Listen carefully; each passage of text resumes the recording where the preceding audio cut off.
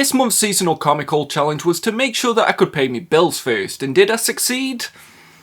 I don't know. Woof woof! Hey guys, it's me Marcus, aka the Maddogg, and we're back with another video. Now the first book that I bought in autumn, or fall if you're in the US, is one that I'm not really too proud of. Not because of the book itself, but because of how much I paid, because it's the Transformers IDW Collection Phase 2 Volume 12. Now I have heard the news that IDW is going to be losing the rights to these, and I noticed that a lot of these volumes were drying up. It was over cover price at £60, which is pretty much the price it was in the US. And even when it got here, it was a bit beat up as well. The box was just open, it literally fell out as soon as I held it upright. But sometimes you have to take a few things on the chin to finish out a collection, and with the Transformers volumes and me having so many of them already, I knew that this was one that I didn't want to have to pay 2 or 3 times cover price on. So I am glad that it's entering the dog pound. I wish I would have got it when it was a bit cheaper, but sometimes in life you have to pick your battles. After that were another 2 books that I needed to round out a set, and I was disappointed in these as well, but not because of the price, but because of the content. And yeah, if you were following my reviews during October, you will know that it's Outcast Book 3 and Outcast Book 4. Unfortunately, this is the part in the series where it just completely derails itself, so I didn't enjoy either of these volumes, but I needed it to get the video done, and I am a massive Robert Kirkman fan, which is probably the reason why I was disappointed by this. But I got both of these for a decent price from Speedy Hen, so at least I didn't break the bank to get them. But then I got my first omnibus of the season, and I decided to be a bit smart about it because I saw it in the Forbidden Planet sale, and if you order everything in one order, you only get charged for postage once, so I made sure that I threw in a couple of pre-orders as well, some of which might appear later on in this video. But it was over half price off, so I finally decided to get the Superman Batman Omnibus Volume 2. Now this is a whammy boy, and I was very excited when Volume 1 first got solicited, but then when I heard Volume 2 was coming out, the majority of which I haven't yet read, I was intrigued, but it wasn't something that was a day one buy. The Jeff Loeb issues are the ones that I know and love, and I can't say that I've heard a lot of people talking about this, but it was at a very good price, and with me assuming that this isn't going to get a reprint when it does finally go out of stock, I just realised that I kind of had to get it, especially if I was getting a couple of other things. But as you might already know, comics aren't the only things that I like to get, because I am a huge Power Rangers fan. And yep, I know this is the part of the haul that most people turn off at, but the first one that I got was a Zeo Cog, and I refused to buy this at full price because I think it's absolutely dodgy what Hasbro were doing. And if you don't know what I mean, when they released Zeo Blue, they forgot to include his tonfas, which are his signature weapon. Hasbro said that they would later release him, and we all thought it was going to be with Zeo Yellow or Zeo Pink, but no, it was with the Foot Soldier. The Foot Soldier that they already had the model for because they released it as part of a 2-pack. But at Forbidden Planet, it was over half price off, and because I was already buying one book and pre-ordering a few others, I didn't mind picking it up, and it means my Zeo team's finally complete. I also picked up Dino Charge Pink because it was a really good price, and I thought that I might eventually want to complete this team, and because I'm really weak and I told myself for months and months that I'm not going to pick them up, I finally buckled and I got the Black Ninjetti Ranger and the Blue Ninjetti Ranger. At first these were selling for 30 quid, but on Forbidden Planet these were 10 quid each, and for such a good price I thought I might as well get these, and eventually I'll pick up the rest. And by eventually I meant the very next week, because the Entertainer, which is a toy shop in the UK and will give you questionable looks if you're a grown adult going in and buying Power Rangers, had a great discount on the red Ninjetti and the yellow Ninjetti. But the week after that they then discounted the pink Ranger, which meant I only needed to get one more, which was the white Ranger. And yeah, it is a bit bittersweet them saying this because of the fact that Jason David Frank did recently pass. I spoke a bit about that on my Instagram because he was somebody that was a hero to me whilst I was growing up, but the white Ninjetti was the hardest to get before any of that news even broke. Luckily I managed to find it on a random website for a shop that exists in Hull. I did have to pay full price for it, but since then it has completely sold out, so I am just glad that I finally completed the Ninjetti Rangers. And because I'm so weak-willed, I did pick up another couple of Power Rangers that they had in the sale, the first of which I've already spoiled because it's Zeo Yellow. I also got the Turbo Phantom Ranger. I do not care what this says, it is not an in-space character, he just featured in that. Dino Charge Green was also available for a very good price. I don't think I've paid full price for a member of this team just yet, but it's just a shame because the only one that I really wanted more than any of them was In-Space Pink, because In-Space is my second most favourite Power Rangers team of all time, but every time I went to the Entertainer's website or the shop, it just wasn't available and it looked like I was never going to get it. This is foreshadowing. Back to the comics now if you haven't already turned off after the Power Rangers segment, and I got a very whammy shipment from the channel's sponsor Organic Price Books. The first of which was a title that actually lost hope on actually getting printed because it's the American Vampire Omnibus Volume 2. Now I was picking this up in single issues when it first came out. This was also my first introduction to Scott Snyder, so it's incredible to think that over 10 years later it's finally finished. I am very excited that this has finally been released and I can add it to the dog pound, and I'm hoping that next year I can just read this full run. And I do believe they recently added this into DC Universe Infinite, which I recently did a review on, so you might want to check that out. JP also sent me across one of my most anticipated omnibuses for this year because it was Batman No Man's Land Volume 2. I only recently got Volume 1 in because of the stock issue, so I really wasn't expecting to get this so soon. But Batman No Man's Land is one of my favourite events of all time. Maybe I've got the nostalgia glasses on because I read it really early on in my comic reading experience, but I always say that this is the event concept that always sounds like it shouldn't work. It was pretty much a year-long crossover between all the Batman books, and all the bridges to Gotham had been blown up. So the supervillains were taking over and opening up different zones within the city, and there's just so many great moments in this that I'm really excited to jump back into this. Maybe I'll do it for next year's season of events, I don't know, I haven't really decided just yet. By the way, this is one of those titles that's just really important to me. I never thought I'd see all of it completed in Omnibus, but it has been, and thanks to Organic Price Books, it is finally entering the dog pound. And another DC Omnibus that he was kind enough to put aside for me because we've been having stock issues across here in the UK was one that there was no chance that I was missing out on, because it's the Justice League New 52 Omnibus Volume 2. Yep, this Whammy Boy finally exists, and I'm just glad that this is another series that I managed to finish out. I never read the ending to this. I pretty much got to Forever Evil, and that was the time that I was jumping out of single issues, so hopefully there's still going to be a couple of surprises in here for me. I am a little bit disappointed that it doesn't include issues 51 and 52. I know they weren't written by Jeff Johns, but I still just would have appreciated it for completion's sake. And the last book that I got from JP and Organic Price Books is one that really triggered my FOMO. This is something that hasn't happened for a while. I've been quite good at controlling it for the last year, because I needed to. I don't have a lot of money, but if I didn't get my hands on this, I know a part of my collection would have always felt incomplete, because it's none other than Rick Remender's 7 to Eternity. I did not anticipate just how girthy this book was going to be, but Rick Remender's one of those writers that I've pretty much enjoyed the majority of his stuff that I've read, and I'm hoping that 7 to Eternity is no different. I've heard nothing but rave reviews about it, and I had my eye on this deluxe edition from the day that it was solicited, but it pretty much dried up even before its release date. That's why I'm massively thankful to JP and Organic Price Books, and if you wanted to know a little bit more about them, all I can really say is that they've got great packaging, fast shipping, and amazing customer services, and if you use code WOOFWOOF, you'll get $2 off your order. And if you're ordering 3 or more books and you want them to be delivered together, make sure you use code WOOFWOOF, ship it together for 5% off your entire order. Don't worry, you can just copy and paste them from the description down below, and you can use these codes as many times as you like. But autumn also brings with it my birthday, a day that I don't really like acknowledging because it reminds me how little I've done with my life. But I do have some great people in my life who gave me some great comic gifts, like one of my best friends, Comic Bound. But he was kind enough to get me Jock's One Dark Night. Now currently I'm rereading The Losers again after I talked about it in my underrated Vertigo titles, so I am very excited to jump into this because I can see the evolution of his style. So to have a story that's completely done by Jock, both the writing and the art, is something that I'm very excited to jump into, and I'm just really grateful that Adam picked this up for me. But because he's one of the most generous men, he also picked me up The Last God. Now I know the title of this has changed, and I'm not really sure why all that stuff's happened, but I'm still really excited that this is entering the dog pound. I've heard a lot of people talking about this, and I even heard Adam mentioning it to me, so my hype levels for this is already quite high, and whenever he's bought me a book in the past, it's always been something that I don't have at the moment, but he knows that I'd really like. And I'm anticipating that this is going to be absolutely no exception. And the last book that he got me is one that, again, I didn't know exist, but as soon as I saw it, I was like, holy crap, how did I not know that that existed? Because it's The Art of James Cameron. Now, James Cameron is one of our favourite filmmakers. Terminator 2 is both of our favourite movies. I spent pretty much an hour just flicking through this. It's jaw-dropping, and I've always been a fan of art books. So the fact that he could find this and knew it was exactly what I needed before I even knew that it existed is so incredible. And I'm just really grateful to have you in my life as a friend, so I just want to say thank you for picking these up for me. But remember earlier I said that there was one Power Ranger that the Entertainer had on sale but was just never in stock near me? Fortunately, it could be delivered to Adam, so he did me a solid and he picked me up the In-Space Pink Ranger. So yep, besides the Silver Ranger, which I have already got a pre-order for, I have completed In-Space. And Adam, if you are watching this, I just want to say a massive thank you for helping me do that. And Shadowcat, my girlfriend, who is definitely real, also got me a few books for my birthday. The first of which is the Anniversary Edition hardcover of Mike Mignola's The Amazing Screw-On Head. Now I love Mike Mignola's Hellboy and the rest of the Hellboy universe, and I didn't even know that they'd printed this. It also looks great sitting alongside the rest of the Hellboy library editions, and I'm just really grateful that she picked this up for me and that it's entering the dog pound. She also picked me up the deluxe edition of Warren Ellis's Injection. She told me that she saw that this was one that wasn't already in the collection and had a bit of a read of the synopsis, and it sounded like something that I'd enjoy. Transmetropolitan is still one of my favourite series, but when it comes to his image works and a lot of his more recent titles, there's not a lot of them that I've dived into, so I'm excited to get around to this one and see what's waiting for me. The last book that she got me for my birthday is one that I not so subtly hinted at quite a bit, and that is the Young Avengers Omnibus by Alan Heinberg and Jim Chung. I love this run. I was so disappointed in myself that I could never pick up the deluxe edition of Children's Crusade. I always had the first hardcover, but it always just felt a bit incomplete. So now that it's all out in one beautiful omnibus, I knew that I needed this, but at the same time I was struggling to pay the bills a bit. It was one of those omnibuses that I knew I couldn't afford to miss out on, and I'd always kick myself if it went out of print. I've talked about this team in the past, and I've wanted to go back to this run for years, and I'm just glad that thanks to Shadowcat I finally got an opportunity to do so in probably the best way possible. But then one of my pre-orders that I lumped in when my Superman Batman omnibus came in, just in time for me to say it's a birthday present to myself. And I got the right cover with this one because it's the Miracle Man omnibus. Yeah, this was the only cover that I was going to get. I don't know why this wasn't the main one to begin with, and I know that some people have been disappointed because pretty much half of this book is supplementary material, but there's only so many issues that Alan Moore wrote in the first place. But this is a book that I never thought that Marvel was going to solicit to begin with. But admittedly, I've had 3 separate people asking me what's happening to the orders at Forbidden Planet, and I never thought I'd have to mention that I don't work somewhere, but I don't work for Forbidden Planet. I don't know if they're going to get any more copies in. I don't know if Marvel's even going to be able to do a restock. So what I would just say is that if you can get your hands on this and you've got the money to afford it, then make sure it enters your collection. Another omnibus that I picked up for myself and said that it was a birthday present is Black Panther by Ta-Nehisi Coates. Yeah, I'm still not sure if I'm saying his name right. But I am very grateful to have this enter in the dog pound. It was also the first book that I've picked up from Books Etc. since they've had their inflated prices. Yeah, it's not a good time to be spending British currency, but I've read pretty much up to the Intergalactic Empire of Wakanda, and I've loved what I've read so far. So I do know that I've enjoyed this run before, and I just hope it can stick the landing, especially because of the fact that I've already included it in my Where to Start Black Panther, so that might be a bit embarrassing if I do end up disliking it. But then something really good happened for me because Titan Comics were kind enough to reach out to the channel, and they asked if they could send me a couple of books that they've got coming out soon. The first of which is Atom the Beginning, and even though in the past I've said that I'm not a manga guy, this is still something that really interests me. The art style in this is really clean and crisp, and Shadowcat already read this and said that she really enjoyed it. And in the event that anybody from Titan Comics is watching this, I just want to say thank you for sending this across. The next book that they sent me though was one that had been on my radar for years and years. I never thought there was going to be a reprint of this, let alone one that pretty much puts it into a comic format. But yep, I am talking about the first volume of Afro Samurai. I love Afro Samurai. I was introduced to this character whilst I was in high school with the anime that had Samuel L. Jackson doing the voice and the RZA doing the score. Ron Perlman was the bad guy in it, and I absolutely fell in love with everything about this. For years since then I've wanted to go back and read the original book, but it's been ridiculously out of print. Titan Books now has the rights to it in a similar way like they do with Conan, and they've printed this in a format that is much more accessible for comic readers. So it reads left to right, it's also printed a bit bigger than a usual manga. As well, this isn't one of those manga series that goes on for years and years and there's no end in sight. There's only 2 volumes, and if you knew how expensive this was before this reprint, you'd be jumping and buying this. So again, I just want to say thank you for Titan Books for A, getting the rights to this and reprinting this, but also for sending me a copy. And I was fortunate enough that Shadowcat knew about the reprint because she picked me up the second volume. So I'm glad that I finally got them in the collection. I do have a German copy of this because I thought that that was the English release. It was a different time back then. And for a while I've wanted to do a video that was like remembering Afro Samurai because I think this is so important to making anime and manga more accessible. I don't know if I've got the knowledge to talk about that just yet, but thanks to Shadowcat and Titan Manga, I'm just glad that I'm able to read this series. Another book that she picked me up because she knew I was hyped for the Dark Knight's Metal omnibus is the Dark Knight's Death Metal Deluxe Edition. It's Scott Snyder and Greg Capullo, who I've loved as a duo ever since the New 52, which yep,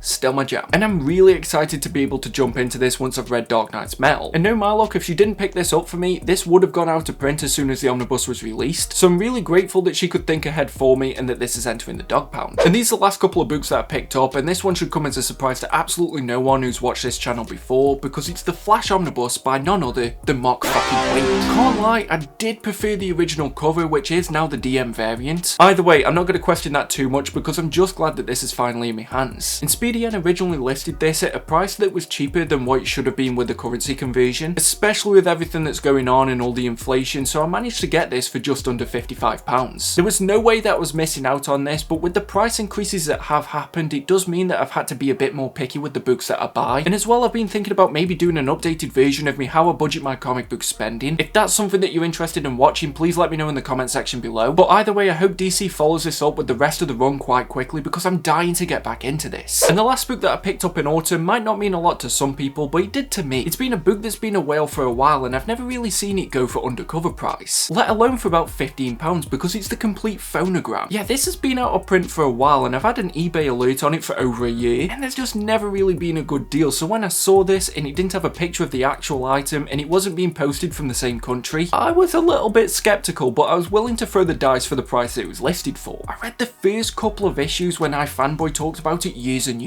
ago, and then for some reason I just never picked this up when it was actually at an affordable price. By the way, it just proves be patient, don't pay more than you're willing to, and eventually you might stumble on something. That rule probably doesn't apply for everything, because there's quite a lot of those Usagi Yojimbo volumes that I doubt are going to show up for a similar price, but a lot of people are experiencing quite difficult times at the moment, and I know it is hard, especially with Christmas coming up. I felt a strain of it as well. That's why I've been doing more work, which has limited the amount of time that I could spend on YouTube, which doesn't mean that you can't still treat yourself and pick up some of the books that you wanted.